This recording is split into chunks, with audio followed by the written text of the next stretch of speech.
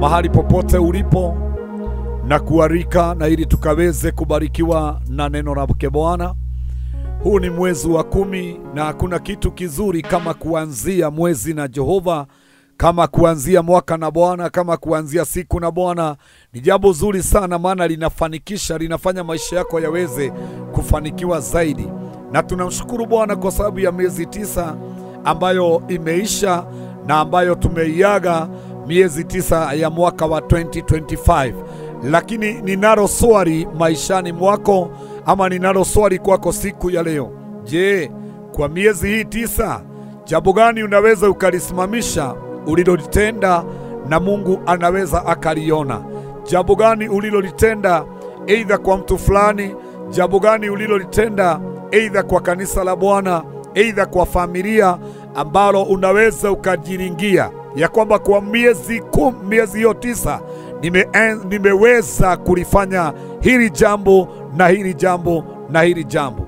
Na ni vyema sana, na kama haujalifanya jambo lolote ambalo unaweza ukakumbuka. Unajua, tunapoliangalia neno lake Bwana, tunamuona mtu ambaye anaitwa Ezekia, na Ezekia alikuwa ni mfalme wa Israeli. Na Biblia inasema ya kwamba kuna kipindi kilichofika na Ezekia akawa mgonjwa. Na wakati Ezekia alikuwa mgonjwa, akatumiwa nabii ambaye anaitwa Isaya, na akaambiwa kwamba aende kwa Isaya na amwambie kwamba hautapona, utakufa. Na akaambiwa ya kwamba aweze kuyapanga mambo ya nyumba yake. Na wakati ambao Ezekia alifikishwa huo ujumbe, yeye naye alimkumbusha Mungu wa mbinguni ya kwamba Bwana, kumbuka ya kwamba ilipochukua uongozi ama uliponifanya kuwa mfalme, mimi Bwana niliweza kusimama na kazi yako, niliweza kurenovate nyumba yako, niliweza kurejesha watu katika nyumba yako, niliweza kuwafanya watu wa kuabudu, niliweza kuwafanya watu wa kurudie. Akamwambia Bwana ya kwamba kumbuka Jehova ya kwamba kuna kazi niliyoifanya. Alafu akamwambia kwamba nyumba yako nilifanya kazi ya kuirekebisha.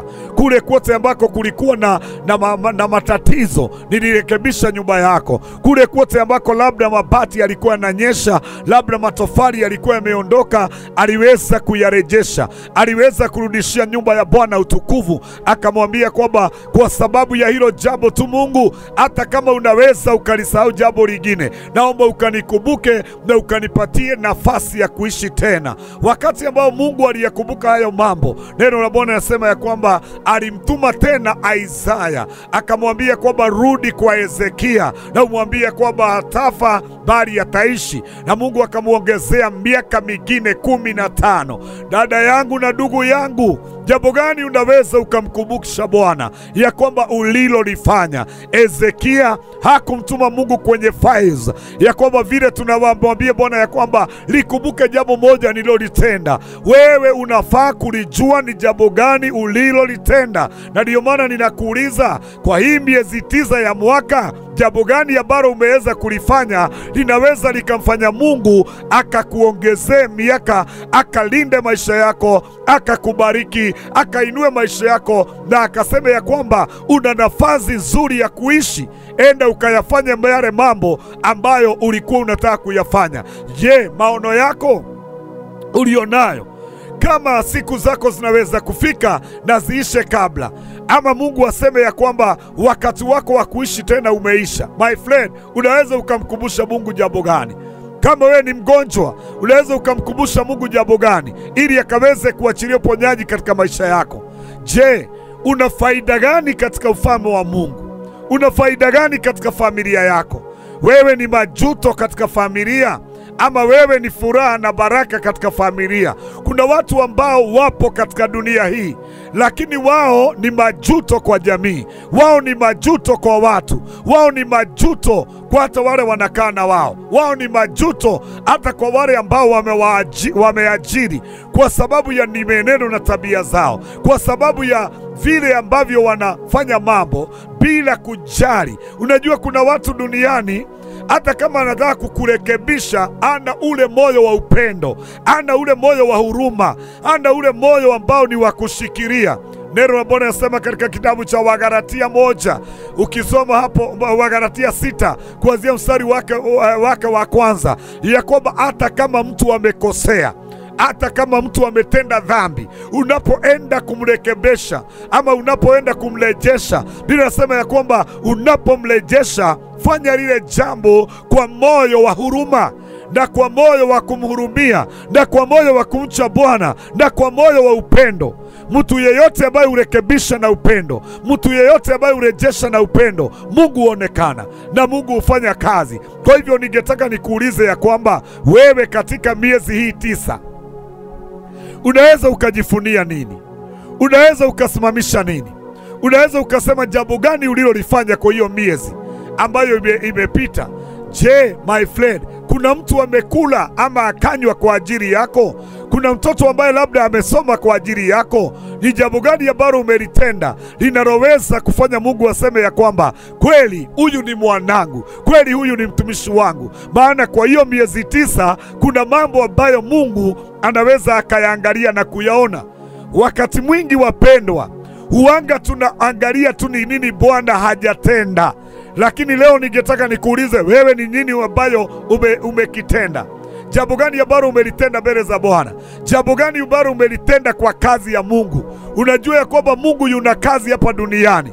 Kuna kazi ya Mungu inayoendelea. Kuna mijengo inayojengwa. Makanisa bado yanaendelea kujengwa. Bado watu wa Mungu wanaendelea kuhitaji. Wana mahitaji mbalimbali. Kuna watu ambao wanaitwa mayatima, ambayo Biblia inasema ya kwamba ile dini ya kweli ni ile ambayo inaangalia wale mayatima, inawaangalia hata wamama wajane, inawaangalia na si kuangalia na macho, ni kwenda kuwatembelea na kusimama na wao. Je, nikuulize, mwaka huu mahali umefika, umetembelea children's gapi?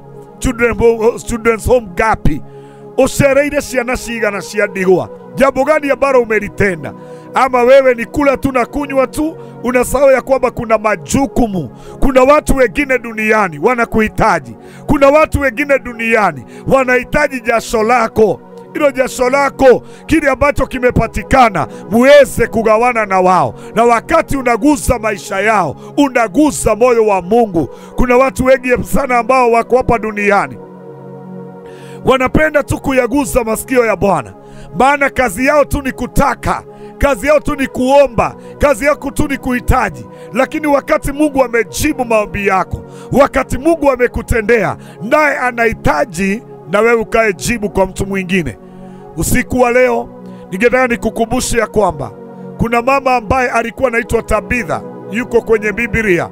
Na mama Tabitha, neno la Mungu linasema ya kwamba huyu mama Tabitha alikuwa ni mama ambaye kijijini wamama wale wote walikuwa yani wako chini kimaisha. Alikuwa na washikiria, alikuwa na wasaidia, alikuwa na washonea manguo, alikuwa na simama na wao, alikuwa anajaribu kuona ya kwamba huyo mama, maana ninaamini ya kwamba huwezi ukampa mtu ambaye ako na jaa nguo.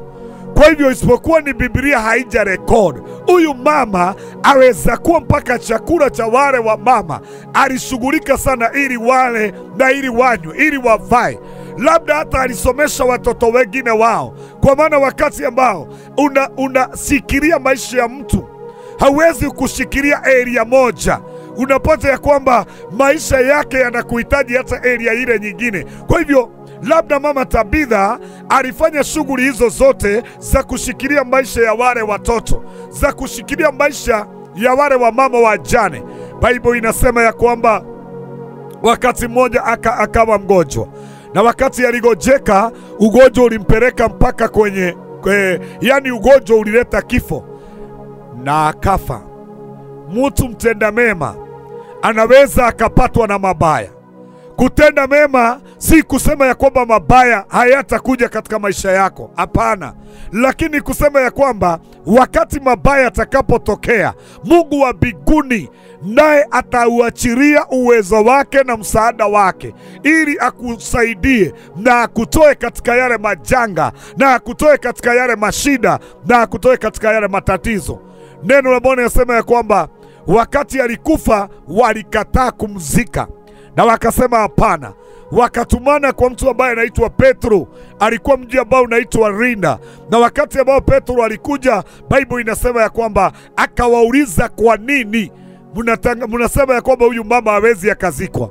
Watu wakasema ya kwamba kwa maana huyu mama, hizi nguo unaona tumevaa, huyu mama ndiye ametushonea, amekuwa msaada wetu, amesimama na maisha yetu, amesimama na watoto wetu. Wakaanza kumwambia Petro vile huyu mama wema wake ulivyo, wakamtajia, wakamhesabia. Petro akaona ni kweli kuna jambo ninaweza nikalisimamisha mbele za Bwana ninapomwambia ya kwamba aweze kumfufua huyu mama Tabitha. My friend, kunalo jambo linaweza likasimamishwa na watu kwa ajili yako. Siku yako ya taabu, siku yako ya shida. Je, kuna jambo watu wanaweza wakalisimamisha? Kuna mtu anaweza akalia mahali kwa sababu wewe umepatikana na janga, umepatikana na magonjwa. Kuna mtu mahali anaweza akalilia Mungu na kumwambia Jehova, huyu baba asipite hapo, ninaomba ya kwamba mrejeshe. Kuna mtu anaweza akakataa na uhai wako. Kuna mtu anaweza akakataa biashara yako ianguke. Kuna mtu mahali anaweza sema ya kwamba hapana, hata kama Mungu kuna magonjwa, sio kwa huyo nimekataa. Kuna mtu anaweza akakulilia leo, wakati ambao Tabitha, Petro alisimamisha yale maneno mbele za Bwana na akasimamisha matendo yake. Matendo ya Tabitha yalimfufua. My friend, watu wameanguka kibiashara, watu wameanguka kimaisha, watu wameanguka kwa mambo mengi sana. Lakini nataka nikuulize, je, ni nani atakayemulilia Bwana kwa ajili yako? Kuna wakati kinywa chako hakitaweza kukutetea. Kuna wakati my friend, hautaweza hata kumwambia Bwana jambo lolote. Kuna wakati ambao hautaweza kujitetea hata kwa wanadamu. My friend, unahitaji tu jambo na mtu uliyeguza maisha yake. Na ndiyo maana ninakuuliza, kwa miezi 9 umefanya nini? Kwa familia yako kwa miezi 9 umefanya nini? Wewe, wale mliozaliwa pamoja na wao. Maana katika mafanikio hatuwezi tukafanikiwa wote. Neno la Mungu linasema ya kwamba hata wakati nitawabariki, hakutakosa mtu mmoja ambaye yuko chini, hakutakosa maskini katikati yenu. Na Biblia inasema ya kwamba yule maskini nanyi mshikirie, yule maskini nanyi msimame na yeye, ndio na mimi nibariki kazi za mikono yenu. Wapendwa, neno la Mungu linasema ya kwamba wakati mwingine unafaa kupika chakula.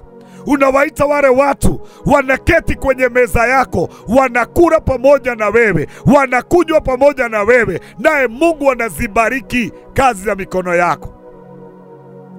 Kuna watu wengi sana ambao ninaomba ya kwamba Mungu awasaidie, ambao wanasema ya kwamba, najua kuna mtu mmoja ambaye katika ulimwengu huu nilikutana naye, na siku moja ndugu yake akaja akiwa anahitaji, na akamwambia kwamba my brother, nimekwama mahali, nataka unisaidie. Yule mtu alimwambia kwamba tumia akili, kwa maana mimi kufika hapa, mimi kile niko nacho ni kutumia akili na kutumia bidii yangu, ndio maana nimefika hapa.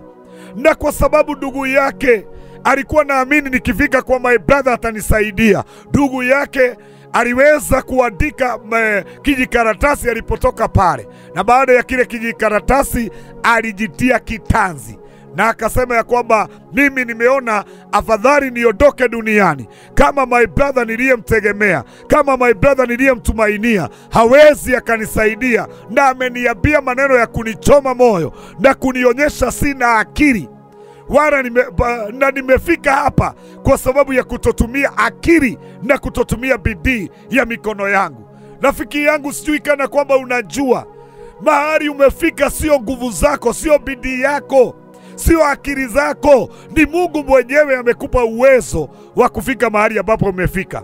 Kuna watu Mungu ameinua lakini wamesahau. Pamoja na baraka ile unaona uko nayo, chochote uko nacho, kuna kitu cha familia yako pale. Praise the name of the Lord. Najua kuna watu hawezi wakakubaliana na mimi, lakini nataka nikuambia kwamba ulipozaliwa na ulipoanza kubarikiwa, kuna kitu cha mzazi pale.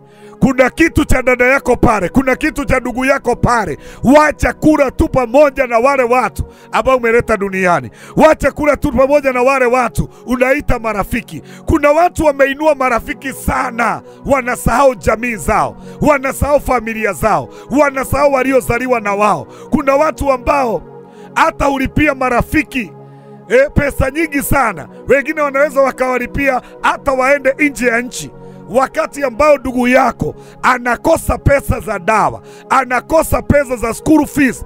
Mtoto yule anakuita uncle ama anakuita auntie, hasomi kwa sababu labda baba yake, ndugu yako, hana uwezo wa kumsomesha. Lakini wewe unajulikana kama mtu mwema kwa watu wale wengine. Unajulikana kama mtu mwema kwa sababu ya vile wewe una support. Hata kwa nyumba ya Mungu wewe ni mzuri sana, lakini ikifika kwa familia, wewe ni mtu ambaye una kasoro nyingi sana.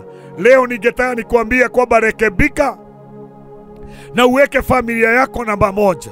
Na hata kama unaona ya kwamba hawajafika level yako, wainue wafike hiyo level. Panga wakati, kaa chini na wao, zungumza na wao, wa advise, waonyeshe njia, wasaidie kujua kile wanaweza akafanya, waanzishie jambo ili maisha yao yakaweze kubadilika. Kuna watu ambao wanakula zao, wanakula za wazazi, wanakula za nyumba ya Mungu, wanakula za mayatima, wanakula za wajane, wanakula zote. My friend, nataka nikuambia kwamba kama kuna jambo ambalo unaweza ukalifanya duniani na Mungu akakukumbuka, ni kusimama na wasiojiweza. Ni kusimama na wasiojiweza. Neno la Bwana linasema katika kitabu cha Psalms 41, Zaburi 41, ya kwamba heri amkumbukaye mnyonge, maana Bwana atamkumbuka siku ya taabu. Neno la Bwana linasema ya kwamba atafanikiwa duniani lolote alifanyalo.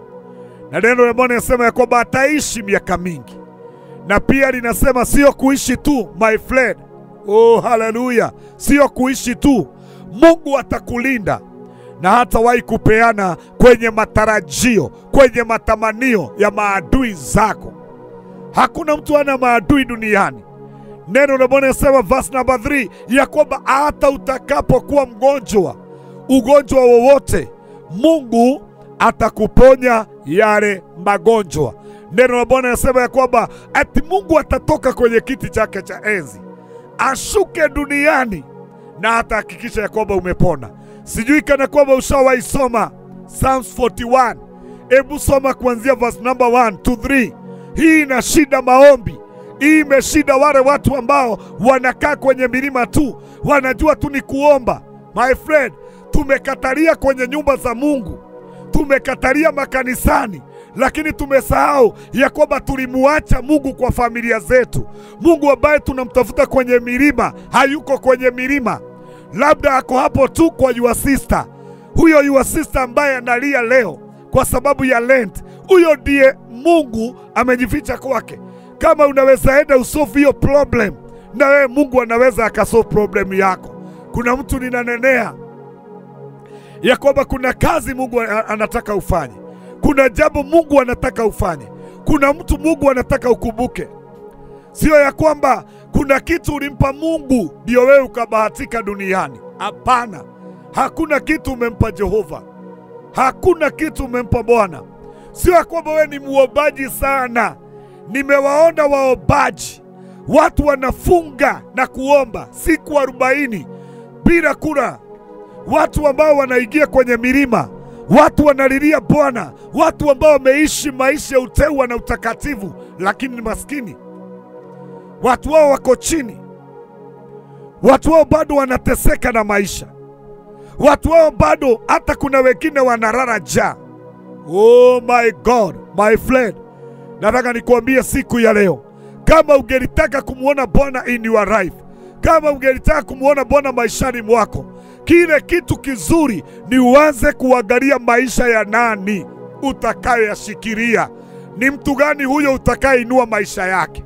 Ni mtoto gani huyo ambaye hasomi angesoma kwa ajili yako? Je, unajua miaka ijayo haijulikani kana kwamba huyo mtu ndiye atasave maisha yako. Labda huyo mtu ndiye atafanya uingie kwa ndege. Labda huyo mtu ndiye atakufanya uponye magonjwa.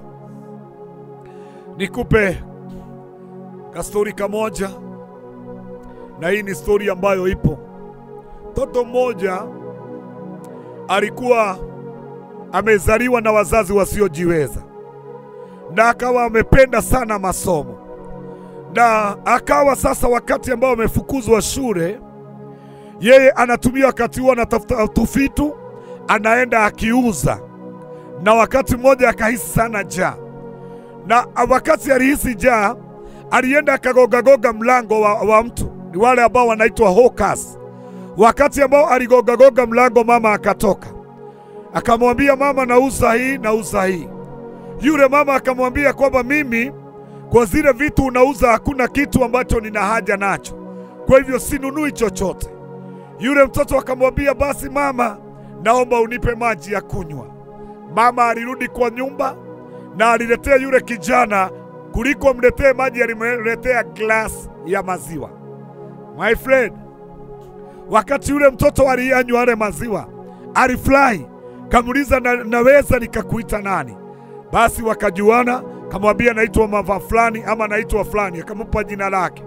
Yule kijana akaenda, lakini picha ya yule mama aliweza kuiweka kwenye mawazo, na tendo la yule mama akaweza kuliweka ndani ya moyo. Kijana alisoma mpaka Mungu akamsaidia akawa daktari, na wakati alisomea udaktari, Mungu akamuinua level za juu, na akawa daktari mkubwa ambaye alikuwa amesimamia hospitali fulani katika hii dunia. Baada ya miaka mingi, yule mama aliweza kuwa mgonjwa, na mama akarazwa kwenye ile hospitali. Mama akashughulikiwa, na mama akaweza kupona. Na wakati alipona, bilu ya yule mama ikawa juu sana, na mama akaanza kulia akisema, sijui kwa nini Mungu kaniponya, haukunichukua, maana hii bill sina mtu anaweza kunisaidia kuklia hii bill. Na hii ripoti ikafikia daktari mkubwa. Daktari mkubwa akaja kumuona yule mama maskini. Wakati alifika pale kumwangalia yule mama, ile picha alikuwa ameweka kwa mawazo, imagine ikawa ni picha ya yule mama. Ikawa yule mama wakati ambao alikuwa analia, kijana akamwambia, mama, usilie, wewe ni fulani fulani. Akamwambia, yes. Oh my God. Kijana aliandika pale nyuma ya kwamba bilu ya yule mama imekuwa cleared kwa sababu ya glass ya maziwa. Oh, haleluya! Kwa sababu ya glass ya maziwa. Mama alipoangalia akaambiwa, usilie, kwa maana bilu yako yote imelipwa.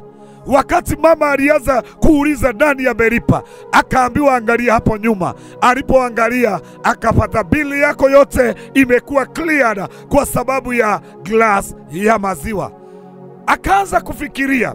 Ndio yule daktari alikuja akamwambia, mama, unakumbuka kijana wakati mmoja miaka mingi iliyopita aliyekuja akiuza vitu fulani? Mama akamwambia, siwezi kumbuka. Kamwambia, kuna kijana uliyempa glasi ya maziwa na alikuwa amekuomba maji. Akamwambia, ya nimekumbuka. Kamwambia, hiyo glasi ya maziwa mwenye ulimpa ni mimi. Nilikuwa natafuta pesa ya kusoma, Mungu alinisaidia nikasoma, nimekuwa daktari, na mimi ndiye nimesimamia hii hospitali. Kwa hivyo kwa ajili ya ile glasi ya maziwa, mama, nimekulipia deni yako. Oh, rabashata rabazeria. My friend, rafiki yangu, swali langu ni hili. Unaweza ukakumbukwa na mtu, unaweza ukakumbukwa kwa sababu ya kitu fulani. Jambo gani ulilolitenda? Huyo ambaye unamuona akiwa chini sana, huyo ambaye unamuona akiwa maskini sana, labda ndiye amebeba msaada wako wa kesho. Usimdharau. Usidharau watoto wa your brother kwa sababu hawajiwezi, hawafai kama wako, hawakuli kama wako, hawasomei shule kama zile watoto wako usomea. Hapana, shikilia. Shikilia huyo mtoto wa neighbor. Shikilia huyo mzazi. Kwa nini Mungu akafanya uwe ukae pamoja na mtu ambaye ako chini kimaisha? Labda Mungu alimleta pale ili ya kujaribu. Labda ni majaribu ambayo Mungu amekuwekea pale. Ninaomba tuyapite majaribu. Ninaomba tuyapite majaribu. Usimpe maji wakati ambao unaona anahitaji maziwa. Usimpe nguo tu wakati unaona anahitaji mpaka chakula. Usimpe lifti tu wakati unajua hata ukimweka chini hana zingine za kumpeleka hapo mbele. Usimwambie tu pole bila kitu chochote. Rafiki yangu, wacha na tukumbukane. Matendo mazuri yalimfufua Tabitha. Wakati Tabitha alienda kuombewa na Petro, Petro alipomkumbusha Mungu matendo ya Tabitha, hata Mungu alisema na afufuke. Ndio maana Mungu alisema ya kwamba naye Hezekia aishi. Ndugu yangu na dada yangu, je, Mungu anaweza akabadilisha nia? Mungu anaweza akasema uishi. Mungu anaweza akasema wewe utazidi kubarikiwa. Mungu anaweza akasema wewe hautawahi kuwa maskini. Unajua kuna watu walikuwa matajiri lakini leo hii wao ni ombaomba kama wale wengine. Lakini kuna wakati Mungu aliwaweka viwango vya juu, lakini walishindwa kukaa kwenye hizo level, kwa maana walisahau mtu akifika hiyo level ni kitu gani anafaa kukifanya. Na waongeresha watu wote bila kutaka kujua level yako, bila kutaka kujua unaitwa nani. Hata kama wewe ni bishop, una jukumu la kuwakumbuka hata washirika walio chini yako na waliolemewa na maisha. Unafaa kuwawazia kama mtu ambaye anaitwa Zakayo. Zakayo wakati ambao alikutana na Yesu alisema ya kwamba nusu ya mali yangu nitawapa maskini. Leo hii tuna mabisho matajiri sana, wana bilioni, wana mabilioni. Kazi yao ni kulinga, kazi yao ni kujiinua, kazi yao ni kuongea maneno ya kuwavunja watu moyo. Wanasahau Mungu amewatoa wapi. Wanasahau Mungu amewapa ile nafasi kwa sababu ya nini? Umepewa nafasi ile kwa sababu wewe ni baba wa kiroho. Na sio baba tu upeleke watu mbinguni. Hapana. Wewe ni baba ili uweze kuangalia mpaka maisha yao ya hapa duniani vile yalivyo. Kuna watu ambao unasikia wanaliga mpaka yale magari wako nayo ya mabilioni ya pesa. Wengine wako na mpaka mahelikopta. Lakini yule mtu ambaye alianzia kupika chai kwa kanisa, hata sahii anapika chai. Yule mtu ambaye ni watchman, hata sahii ni watchman. Yule mtu ambaye ako chini yako, labda ni mchungaji, bado anateseka na maisha. Wakati wewe unalinga vile unatoka UK, unapita US, unaenda kule kwingine, wahubiri wa Kenya. Najua mnalinga sana kwanza mkienda ng'ambo. Na sisemi hivyo kwa sababu mimi siendi na sitaenda, hapana. Lakini nataka nikuulize, watu wangapi umesimamisha maisha yao? Sio kiroho tu, hata kimaisha pia. Kumbuka ya kwamba hata wewe kama sio Mungu aliyekushikilia, haungefika mahali ambapo umefika. Inua maisha ya wengine. Inua maisha ya wachungaji walio chini yako. Inua makanisa yaliyo chini yako. Na sio chini yako tu, kuna makanisa ambayo yako area. Hayo makanisa ambayo yamekaa aibu, na wewe uko area hiyo, jua ya kwamba sio Mungu ambaye ni Mungu ambaye anaabudiwa mahali pale. Unaweza ukanyosha tu mkono na ukasema, hilo kanisa hata kama sio branch yangu na iwekwe mabati. Hilo kanisa hata kama sio branch yangu na iwekwe floor. Hiyo kanisa hata kama sio branch yangu, hiyo keyboard ambao wanachangia, wacha na inunue. Kuna watu walio na uwezo wa kuyafanya mambo. Wapendwa, kwa nini tusijitoe kama hawa watu wengine ambao sio wa Kristo kama sisi? Nasikia kwamba misikiti mingi ambayo iko duniani inajengwa na familia moja, inajengwa na mtu mmoja. Ni watu wangapi duniani, ni watu wangapi katika nchi ya Kenya wana uwezo wa kulijenga kanisa hata kama ni la mabati, na hauna kanisa unaweza lingia, eti ya kwamba hata ulinunulia keyboard ama speaker ama ukanunua microphone peke yako, ama ukaenda ukapaka kanisa hilo rangi. Leo ninawatuma, nendeni mkaifanye kazi ya Mungu. Leo ninawatuma, wacheni kuangaliana. Uwezo ulio nao utumie kuona ya kwamba umeinua maisha ya mtu. Uwezo ulio nao utumie kuona ya kwamba umebariki maisha ya mtu. Uwezo ulio nao utumie kuona ya kwamba umeinamua moyo wa mtu. Kuna mioyo iko chini sana, na ukiiguza ile mioyo itainuka na itamuona Mungu, naye Mungu lazima atayabariki maisha yako. Ndugu yangu na dada yangu, tumeletwa duniani tuhudumiane, tumeletwa duniani tushikiriane, tumeletwa duniani tubebeane mizigo, tumeletwa duniani ili tuweze kufanya mema. Neno la Bwana nasema katika Wagalatia hiyo 6, ende usome Wagalatia 6. Hapo chini nasema ya kwamba na usiwahi choka kutenda mema, na haswa kwa watu walio na imani moja na wewe, tenda mema. Ndiyo maana mnaona ya kwamba watu wengi sana ambao wanashikiriana, Mungu huwabariki na Mungu huwainua. Wewe dada yangu na ndugu yangu, je, usiku wa leo ni watu wangapi unaweza ukasimamisha wanaweza kusema ya kwamba shuari, isipokuwa ni anti singesoma, isipokuwa ni anko singefika hapa, isipokuwa ni pasta fulani singefika hapa, na kutuma nenda ukashikilia maisha ya watu. Huyo Mungu unayemtafuta amejificha ndani ya watu. Huyo Mungu unayemtafuta, muujiza ambao unautafuta hauko bali, uko hapo tu. Kwa huyo mtu labda ni mfanyikazi wako, huyo maid, Mungu amejificha kwa huyo maid. Mungu amejificha kwa huyo shamba boy. Mungu amejificha kwa huyo mtoto, wewe ambaye ni mwalimu. Mungu amejificha kwa huyo mtoto ambao unaona ya kwamba ako chini sana. Hata wewe mwalimu unaweza ukaamua ya kwamba huyu mtoto nitamshikilia, huyu mtoto atasoma.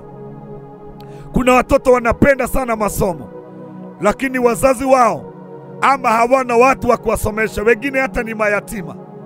Leo ninawatuma mpaka kwenye children's home. Enda uchukue mtoto mmoja usomeshe, enda uchukue mtoto mmoja uvarishe, hata kama hatatoka pale, lakini sema ya kwamba huyu nimemuadapt, nimemchukua nimemchukua kwa ajili ya nini? Ya kusaidia maisha yake. I will make sure ataenda mpaka university. Kuwa na moyo wa Mungu. Moyo wa Mungu ni moyo wa kushikilia. Moyo wa Mungu ni moyo wa kusimama na watu. Hao unawaona wanaitwa street family, enda usimame na wao. Na wale ambao wako vijijini mwetu tusiwasahau, tusimame na wao.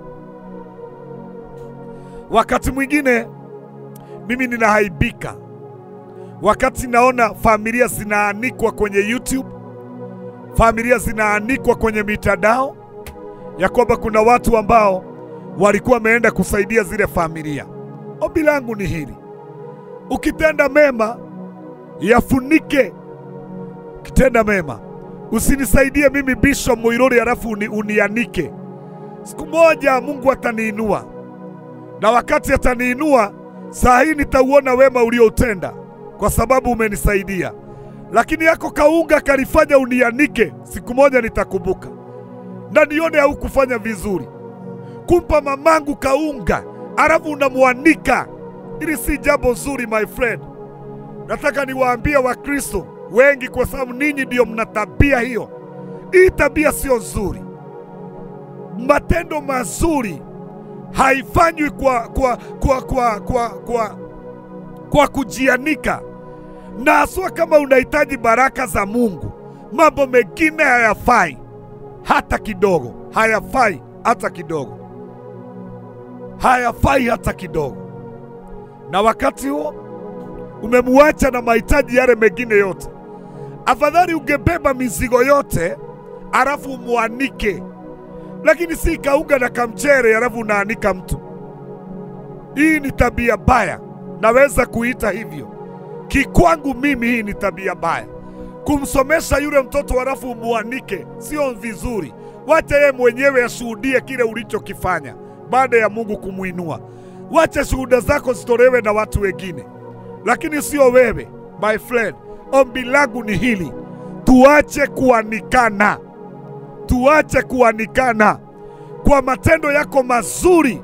My friend, wacha Mungu na ayajue. Fanya mema sirini, Mungu atakulipa kwa uwazi. Fanya mema sirini, Mungu atakuinua kwa uwazi. Sio lazima ukinilipia hospitali lazima unianike. Hapana. Inaweza kuwa ni majaribu, inaweza kuwa ni wakati wangu, na wewe wakati wako utakuja. Na waomba tafadhali, mimi ni mtumishi wa Bwana, na kiwango changu cha bishop nina mamlaka ya kukurekebisha na kukemea. Nina mamlaka kutoka kwa Mungu kusema hili sio nzuri, maana silioni likiwa nzuri. Na ninawaomba tafadhali, hata kama ukienda kwa children's home utapiga zile picha, ombi langu ni ya kwamba ukipiga picha wacha kupost, wacha kuanika. Hiyo miaka yote Mungu amewasaidia. Hiyo siku tu moja umeenda, usiringe na maisha ya watu. Liga na matendo mazuri yasiyojulikana na wengi, yanayojulikana na Mungu. Na hapo ndipo wakati ambao Petro atakapoitwa kwa ajili yako, lazima utafufuka. Lazima kazi yako itainuka tena. Lazima Mungu atautuma muujiza. Lazima Mungu atatenda maajabu. Lazima Mungu atajidhihirisha. Kwa hivyo tutende mambo mema, tutende matendo mema, lakini tutende silini.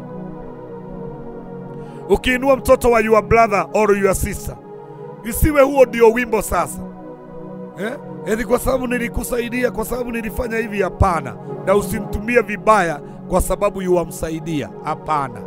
Mungu akusaidie na akuwezeshe. Kama Mungu akutumii vibaya na ndiye amekupa zile baraka, hata wewe Mungu anao kupatia uwashikilie, usiwatumie vibaya.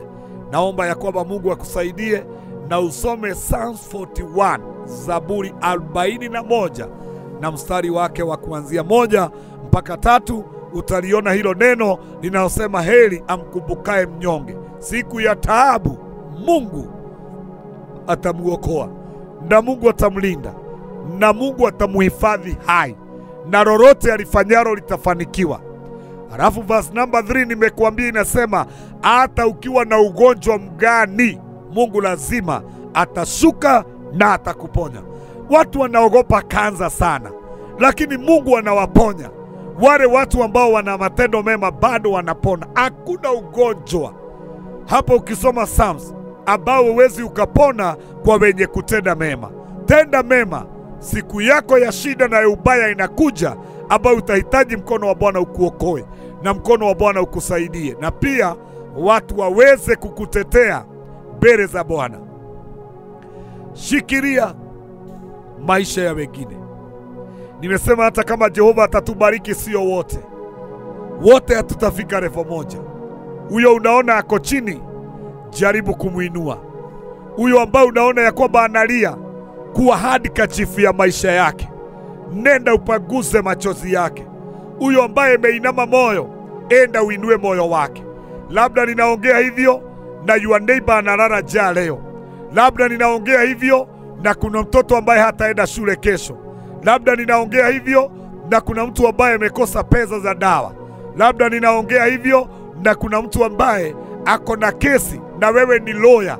Unaweza ukamsimamia hata bila pesa na ukasema ya kwamba nitajitoa. Mungu aliyenipa nifikisha hapa, Mungu aliyenipa hii farm, Mungu aliyenipa hii ofisi, nitaitumia kwa ajili ya mtu fulani aweze kubarikiwa. Una nafasi nzuri ya kutamka neno mtu abarikiwe. Una nafasi nzuri ya kutamka neno mtu apate kazi. Tumia ile nafasi yako kuona kuna mtu amebarikiwa mahali, kuona kuna mtu ameinuliwa mahali. Tumia sauti yako kuona kuna mtu ambaye hatasumbuka, atasaidika maishani. Tumia sauti yako. Kuna watu wengine tu wanahitaji sauti. waseme tu ya kwamba nimemtuma mtu huyo, naomba msaidie vile anavyo. Hivyo tu, hiyo sauti yako tu ndio inahitajika my friend. Hiyo sauti yako tu ndio inahitajika huyo mtu apate kazi. Hiyo sauti yako tu ndio inahitajika hiyo kesi itupiliwe mbali. Hiyo sauti yako ndio inahitajika huyo mtu atoke gerezani. Usinyamaze. If sauti yako inaweza ikasaidia mtu, usinyamaze. If mkono wako unaweza ukanyoka kwa mtu, unyoshe my friend. Katika jina la Yesu, wacheni tushikiliane. Na tunapofanya hivyo, usiangalie kabila, angalia moyo wa Mungu. Sisi wote damu yetu ni ya red. Hakuna mtu aliye na damu ya blue, kwa sababu yeye sio wa kabila lako. Kwa hivyo saidia mtu yeyote, na hata kama sio Mkenya msaidie, hata kama sio wa nchi ile ambayo upo msaidie. Najua kuna watu wanatusikia wako mbali. Saidia, simama na huyo mtu, simama na watu wa Mungu. Na wale walio na moyo mzuri wanaweza wakatumwa na wakatumika, watumie kwa ajili ya kwenda mahali ambapo wewe huwezi ukafika. Waambie nenda pale, fanya hivi na hivi. Nunua maunga, mtume kwa children's home, mtume kwa wale wajane, mtume mahali pale. Na nimesema ya kwamba unapowasaidia watu, wacha kuwaanika. Wana kesho yao na Mungu atawainua. Tuwaonyeshe vile wanavyofaa kufanya. Hata kama ulitendewa matendo mazuri na uanikwe, najua ya kwamba hungefurahia. Lakini unafurahia kwa sababu kasuota ulionako kama haka nimevaa.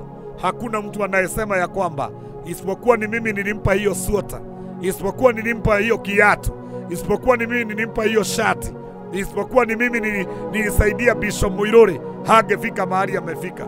Wacha mimi mwenyewe nishuhudie na niseme ya kwamba isipokuwa ni fulani singefika pale. Huo ni ushuhuda mtamu na mzuri sana katika jina la Yesu Kristo.